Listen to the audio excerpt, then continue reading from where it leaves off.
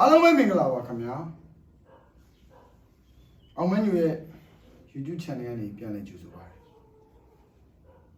ကျွန်တော်ဒီနေ့တော်လည်းမိဘပြည်သူညီကိုမောင်နှမတွေနဲ့ကြည့်ရှုမဲ့ရုပ်တံကတော့ကျွန်တော်တို့စကမစစ်ကောင်စီအားပေးအားမြောက်လုပ်နေတဲ့တောက်တိုင်ကျော်စိုးဦးရဲ့ဗီဒီယိုတစ်ခုကို reaction ပြန်มาဖြစ်ပါတယ်အဲ့တော့ဒီကောင်မျိုးကိုဘာလို့ဒီကောင်မျိုးဗီဒီယိုလိုက်ကြည့်ဒီကောင်မျိုးဗီဒီယိုတွေကို reaction ပြန်ရလဲဆိုတော့ကျွန်တော် social media ပေါ်မှာသတင်းမှန်တွေကိုသတင်းအမှားလုပ်ပြီးတော့ပြည်သူကိုဂျင်းထက်ပြည်သူကိုအစိတ်ခတ်ပြည်သူကိုပဲဝါဒမိုင်းတွေဖြတ်ပြီးတော့သတင်းအမှန်တွေကိုအမှားတွေလုပ်ပစ်တယ်သတင်းအမှားတွေကိုသတင်းအမှန်တွေလုပ်ပစ်တယ်အဲ့တော့ကျွန်တော်တို့ကလည်း social media ပေါ်မှာတံပြန်အနေနဲ့ကျွန်တော်တို့ကဒီကောင်တွေဗီဒီယိုတွေကိုမှန်မှန်ကန်ကန်ပြန်လည်တင်ပြဖို့လိုအပ်တယ်အဲ့ဒီတော့ကျွန်တော်တို့ကဒီကောင်တွေရဲ့ဗီဒီယိုတွေကိုမကြည့်ချင်လည်းကြည့်တယ်ရှာကြံတယ်တွေ့တာနဲ့ကျွန်တော်တို့ဘယ်ဟာတော့အမှန်ဖြစ်တယ်ဘယ်ဟာတော့အမှားဖြစ်တယ်ဒီကောင်တွေပြောနေတာတော့အများစုကတော့အမှားတွေပါပဲအဲ့တော့အဲ့ဗီဒီယိုကိုကျွန်တော်တို့ reaction ပြန်ခြင်းဖြစ်တယ်အဲ့တော့အောင်မင်းတို့လည်းတူဒေါ်လာမိဘပြည်သူညီကိုမောင်နှမတွေအတူတူကြည့်လိုက်ရအောင်အားလုံးမင်္ဂလာပါဗျာကျွန်တော်ယူဆိုးပါ People Media ဖြစ်ပါတယ်ဗျာဒီကနေ့ဇူလိုင်လ14ရက်နေ့ဖြစ်ပါတယ်ကျွန်တော်ဒီကနေ့ပထမဆုံးတင်ပြပြန်တဲ့နေ့ကဒီ DVB သတင်းဌာနရဲ့ဘလောင်းပလဲရေးမှုပေါ့ဗျာဘလောင်းပလဲရေးမှုအဲ့ဒါဘာလဲဆိုတော့ဒီအောင်စမှုဇက်တပင်ကနေပြည်တော်မှာရှိတဲ့ပြည်သူ့လွှတ်တော်တပင်ဆောင်မှာလာရောက်ကပြဖြောပြတယ်ပေါ့ကပြဖြောပြတယ်အဲ့ဒီဖြောပြမှုကိုကျွန်တော်တို့ပြည်သူ့လွှတ်တော်ဥက္ကဋ္ဌပြည်ကျွန်တော်ပြည်သူ့လွှတ်တော်ဒုဥက္ကဋ္ဌ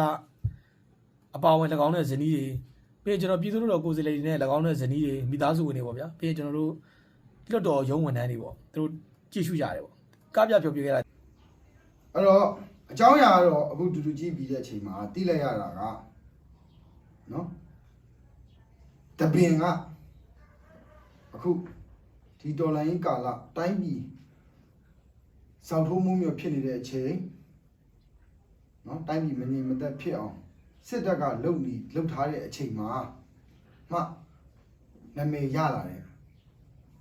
အောင်စဘူးနော်အဲ့တော့ကျွန်တော်ကတော့လူရှင်တော်ကိုကဲကဲနဲ့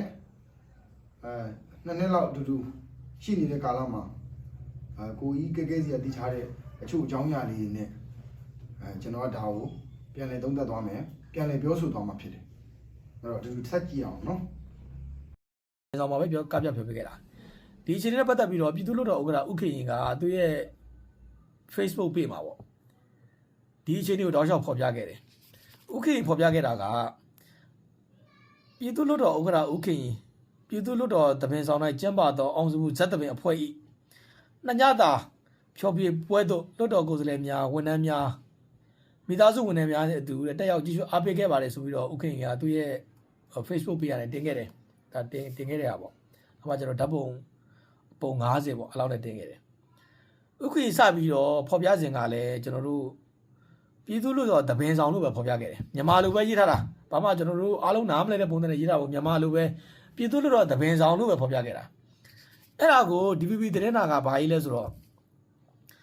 ဇက်တပင်လောကမှာလူတီများကြော်ကြားလာတဲ့ဇမင်းသားအောင်စမှုနဲ့အဖွဲ့ဟာတဲ့စစ်တပ်ကြောတော်နောက်ခံပြည်တော်စုကြက်ကိုင်နဲ့ဖွံ့ဖြိုးရေးပါတီ USDP ဌာနချုပ်ရှိတပင်ဆောင်မှာတဲ့ဇူလိုင်လ17ရက်နေ့ကကပြဖြောပြခဲ့ပါတယ်သူကရေးထားတယ်ဥက္ကဋ္ဌကရေးခဲ့တာကပြည်သူ့လွှတ်တော်တပင်ဆောင်၌ကျင်းပပြည်သူ့လွှတ်တော်တပင်ဆောင်မှာအောင်စုဇက်တပင်ကဒါနှစ်ညတာလာရောက်ကပြဖြောပြခဲ့တယ်လို့ရေးခဲ့တာ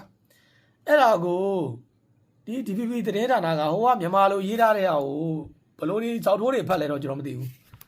ဟိုဥက္ကဋ္ဌအတေးတော့သူစောက်ထိုးကင်းကောက်ထောင်ပြီးတော့ဖတ်ပြီးတော့စလုံးတွေကဖောက်နေပြောင်းကုန်လာတော့မသိဘူးဟိုကဖြောပြတာကပြည်သူ့လွှတ်တော်မှာရှိတဲ့ကျော်တပင်ဆောင်မှာကပြဖြောပြခဲ့တာအဲ့ဒါကို DVB ကရေးတာက USDP ပါတီဌာနချုပ်ရဲ့တပင်ဆောင်မှာလို့ရေးထားတယ် USDP ပါတီဌာနချုပ်တည်ရှိတဲ့နေရာကကျွန်တော်တို့အမြန်လန်းနေဝင်အဲ့မှာကျွန်တော်တို့ဟိုအဝိုင်းပထမဆုံးစတွေ့တဲ့အဝိုင်းရှိမယ်အဝိုင်းပင်နာက ကြက်ခိုင်ပါတီရုံချုပ်တလွဲတွေကြောင်းမြန်နေပြီရေးထားတယ်ဗျာ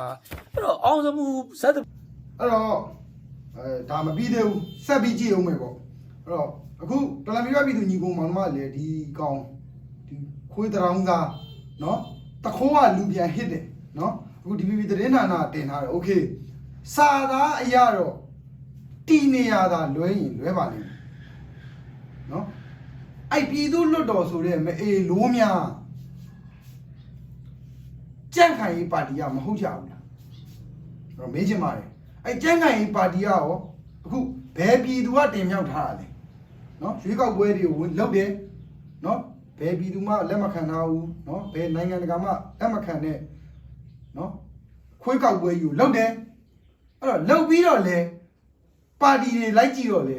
အစိုးရတရက်ဆိုပြီးဖွဲ့နိုင်တာဒီခွေးတောင်သားပါတီတစ်ခုပဲရှိတယ်တခြားအစိုးရဖွဲ့နိုင်တဲ့ပါတီတွေကြရင်ဝင်မပြိုင်ခိုင်းဘူးပယ်ဖြတ်တယ်အဲ့တော့သူတို့မှသူတို့ခွေးကောက်ပွဲလုပ်တယ်သူတို့မှသူတို့လွတ်တော်ကိုယ်စားလှယ်တွေရွေးတယ်သူတို့မှသူတို့လွတ်တော်တွေဝင်တယ်โอเคအဲ့ဒါကိုအခုတွားဖြော်ပြတဲ့နော်မြင်းနော်မြင်းရတွားဖြော်ပြတာသူ့ဘာန်သူပြည်သူလွတ်တော်တပင်ဆောင်မှာပဲလှုပ်အခု USDP ဆိုတဲ့အဲ့ကြက်ခိုင်ဖို့ပါတီမှာပဲပါတီရဲ့တပင်ဆောင်မှာပဲလှုပ်ဘယ်မှာပဲလှုပ်ဒီစစ်တပ်ကမတရားအာဏာသိမ်းပြီးမှအခုထပ်ဖြစ်လာတဲ့ဒီခွေးကောက်ပွဲကြီးကနေရလာတဲ့ဒီကိုယ်စလဲတွေဆိုတဲ့မအေလိုးမျိုးများကိုဖြောပြတာပဲမဟုတ်ဘူးလားအဲ့တော့ DPP ကသတင်းတင်တယ်စာသားအရသာလွဲကောင်းလွဲလိမ့်မယ်နော်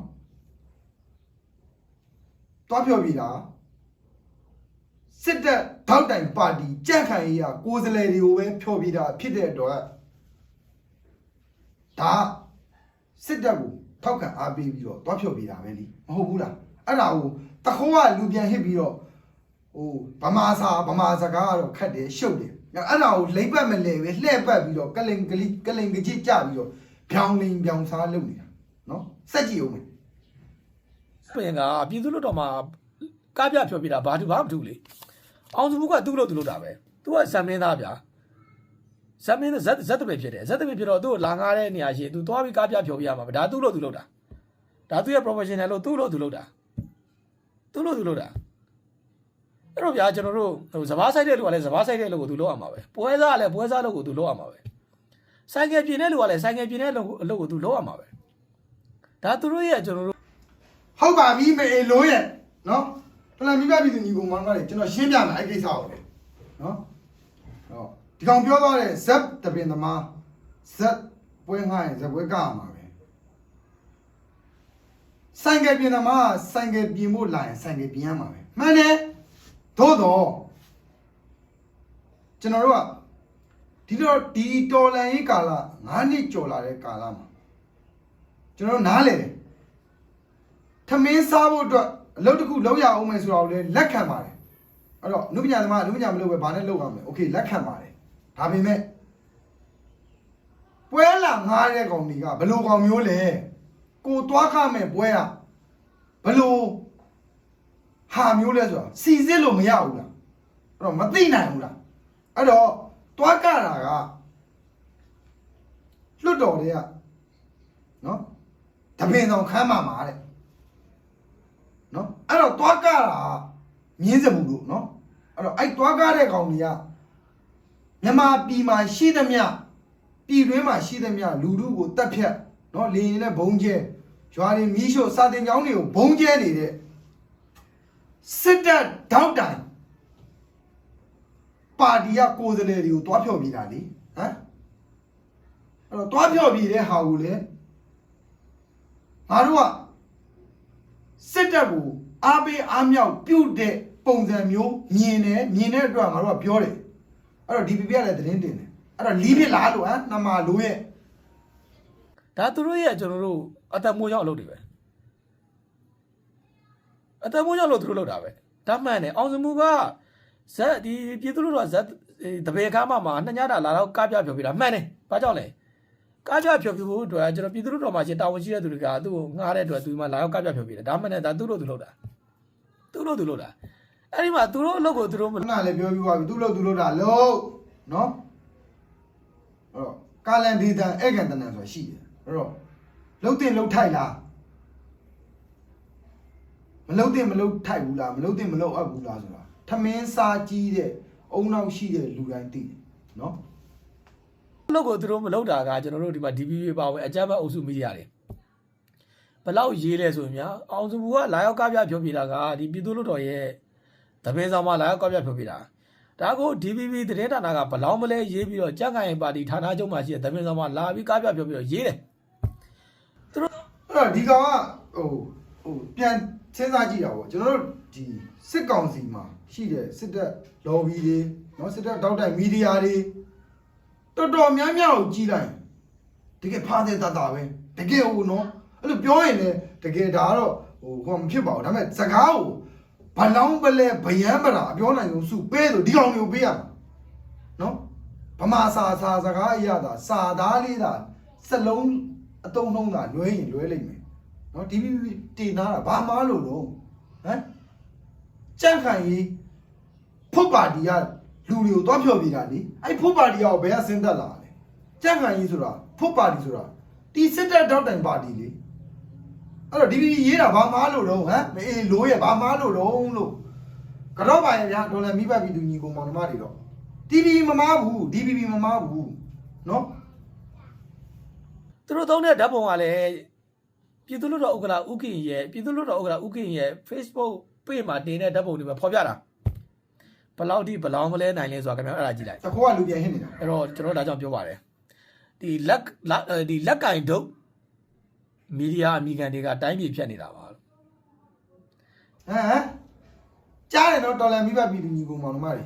နော်လက်ကင်ဒုတ်မီဒီယာတွေတဲ့တကယ်တော့ကျွန်တော်တို့ဒီဘက်မှာရှိတဲ့တော်လန်ရေးဝန်းမှာရှိတဲ့နော်ဒီ reaction ပြန်နေတဲ့သူတွေကောလူအများစုကဘသူရဲ့ထောက်ပံ့မှုဘသူရဲ့အကူအညီမှမရဘဲနဲ့လုပ်တဲ့လူများပါတယ်တချို့မီဒီယာကြီးတွေတော့ထားပါတော့ဒါကိုလက်ခံပါတယ်ဒါပေမဲ့တကယ်ဟိုဗာလဲလက်ကင်ဒုတ်နော်ပြည်ဖြတ်မီဒီယာလို့ပြောသွားတဲ့စကားတကယ်တော့ကိုယ်တိုင်ဖြစ်နေတာဘူးဖြစ်မှန်းမသိဖြစ်နေတာဘူးမအီလို့ကမသိဘူးဟမ်ဒီကောင်မသိဘူးဒါမှမဟုတ်တိတိကြီးနဲ့ပဲငါစကားနွားရပြောနေတာတော့မသိဘူးနော်စက်ကြည့်လိုက်အောင် DPP သတင်းဌာနအပါအဝင်ပြည်ပြည်အုပ်စုတွေကခင်ဗျာသူတို့ဟိုဒီလိုမျိုးသတင်းတွေရေးနိုင်ဖို့အတွက်နိုင်ငံတကာအထောက်ပံ့ကနေရတဲ့ပတ်စံတွေနဲ့သူတို့ရေးကြရတာတနည်းအားဖြင့်အယိုးကြိုက်တွေပေါ့ဗျာဟိုနဖာကျုထုခံတာတော့ခင်ဗျားတို့တောသားတွေသိပါတယ်နွားဆိုရင်ညာဘက်ကွင်းမယ်ဘယ်ဘက်ကွင်းမယ်အတိုင်လားအလှဲ့လားနဖာကျုတွေဆွဲရခုနအောင်မကြီးပြောတဲ့အတိုင်းပဲနဖာကျုထိုးခံနေရတာမင်းဟမ်ကြော်ဆိုးဦးကြောင်ဆိုးဦးနော်ဟိုဘက်တော့ပြောပြလိုက်သေးတယ်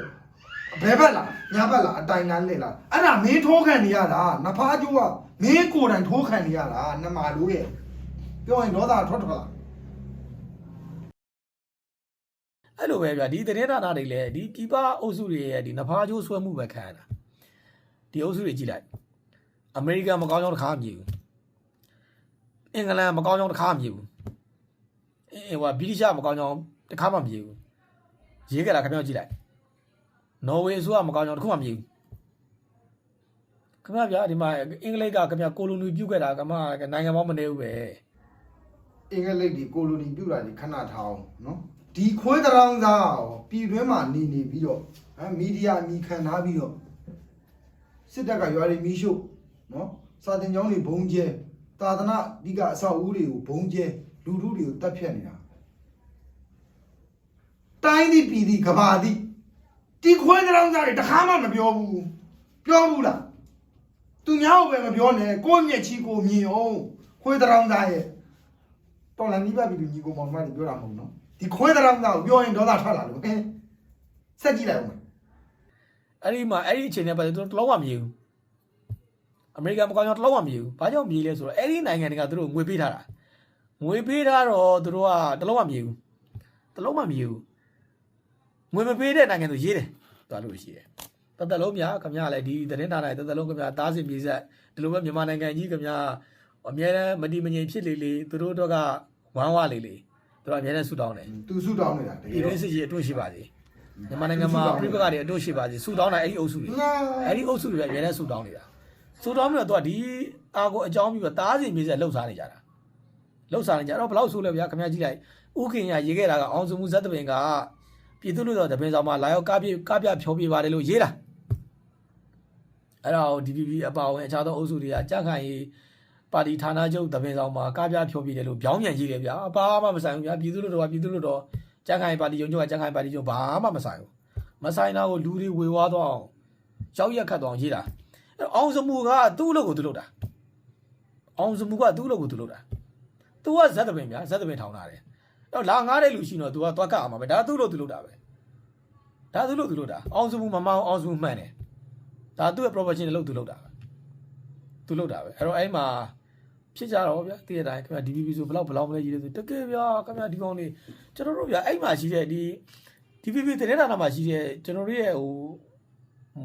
အရင်တော့လောက်ပေါ်ကိုင်ဘက်တွေပေါ့ဗျာရှိပါတယ်ဒီကောင်လေးမရှက်ဘူးလားမသိဘူးဗျာဘယ်လောက်မလဲရေးတာဗျာဟိုမှန်ရေးစမ်းပါဗျာမှန်ကန်ရေးစမ်းပါဟိုအောင်စုဇက်တပင်အဖွဲ့ဟိုတပင်နေပြည်တော်မှာရှိတဲ့ပြည်သူ့လူတပင်ဆောင်မှာကပြဖြောပြတယ်ဘာဖြစ်လဲဟုတ်တယ်လေကပြဖြောပြတယ်ပေါ့ဘာဖြစ်လဲတယ်ဟုတ်လို့ဟုတ်တာရေးတယ်ရေးပေါ့ဗျာဘာဖြစ်လဲအဲ့လိုမဟုတ်ဘူးဗျာခင်ဗျာကြည့်ဦးခင်ဗျားတို့မရှက်ကြဘူးလားကျွန်တော်မေးချင်တာဟိုမရှက်ကြဘူးလားအဲ့တော့ဗလာမီဘပြည်သူပြည်ပုံမောင်မတွေတူကြည့်ပြီးလောက်ပြီအဲ့တော့အကုန်လုံးအလုံးစုံခြုံပြီးတော့ပြန်လဲသုံးသက်ရရင်နော်အဲ့တော့ကျွန်တော်တို့အခု DPP သတင်းဌာနတင်တယ်ကျွန်တော်ကတော့စာရေးသားရတာစလုံးမြန်မာစလုံးရတာလွဲကောင်းလွဲလိမ့်မယ်နော်အောင်စပူဆိုတဲ့မြင်းဟာစစ်တပ်တောက်တိုင်ပါတီကခွေးစလဲတွေကိုတွားရောက်ဖြော်ပြခဲ့တယ်နှစ်ညတာနော်အဲ့တော့စစ်တပ်ကိုအားပေးအားမြောက်လုပ်တာပဲအဲ့တော့ခေါင်းစဉ်ကားသာစာသားရဒီကစာရေးသားစလုံးရတာလွဲကောင်းလွဲလိမ့်မယ်အတိတ်ပဲချင်းအတူတူပါပဲနော်အဲ့တော့ဒီခွေးတောင်သာပြောသွားတဲ့ဗီဒီယိုကိုလည်းဒေါ်လာမီဘပြည်သူညီကောင်မတွေကြည့်ပြီးသွားပြီအဲ့တော့ပြန်လဲသုံးသပ်လို့ရတယ်ပြန်သုံးသပ်တဲ့အခါမျိုးမှာလည်းဒီကောင်ကပဲကလင်ကကြစ်ပြောသလားကျွန်တော်တို့သတင်းဌာနတွေအခုကျွန်တော်တို့ဒေါ်လာဘက်ကဒေါ်လာဒီသတင်းမီဒီယာတွေလုပ်တဲ့လူတွေကပဲပြောင်းနေပြောင်းစားလုပ်လားဆိုတာထမင်းစားပြီးကြီးတဲ့လူတိုင်းသိတယ်အုံနောက်ရှိတဲ့လူတိုင်းသိတယ်အဲ့တော့ကိုတိုင်းပြည်ဖြတ်ဖို့အတွက်အထောက်ပံ့ပြုနေတဲ့ဒီကြော်ဆိုးလိုကောင်မျိုးတွေနော်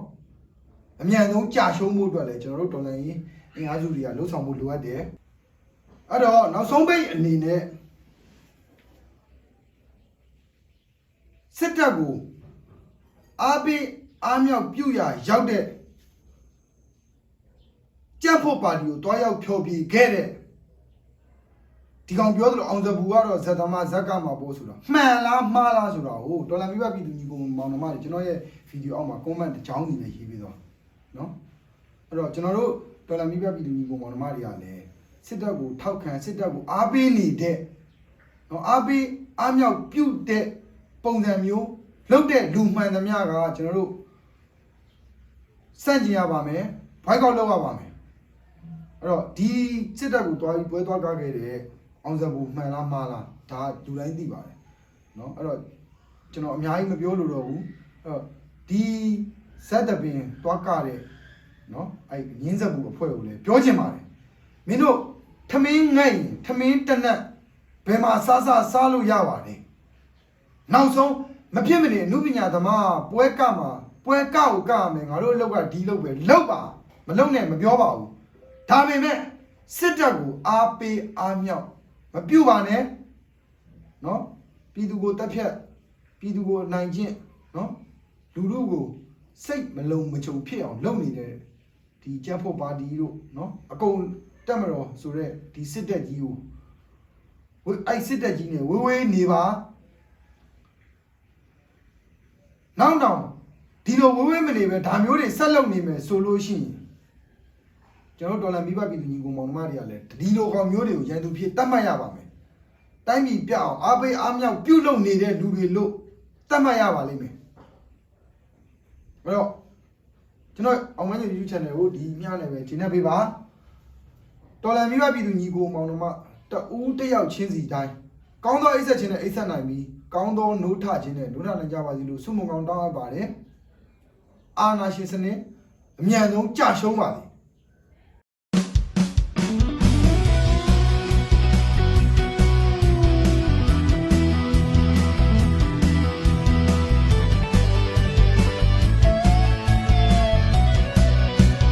မြန်မာပြည်ကိုတာယာစေတာမိတ်ဆာနေနာအာနာရှင်ကိုတော်လာနေတာမိတ်ဆာနေနာညီညီညာညာမောင်းထုံးမဲ့မိတ်ဆာနေနာမြန်မာပြည်ကိုတာယာစေတာမိတ်ဆာနေနာအာနာရှင်ကိုတော်လာနေတာမိတ်ဆာနေနာညီညီညာညာမောင်းထုံးမဲ့မိတ်ဆာနေနာညီညီညာညာမောင်းထုံးမဲ့မိတ်ဆာနေနာညီညီညာညာမောင်းထုံးမဲ့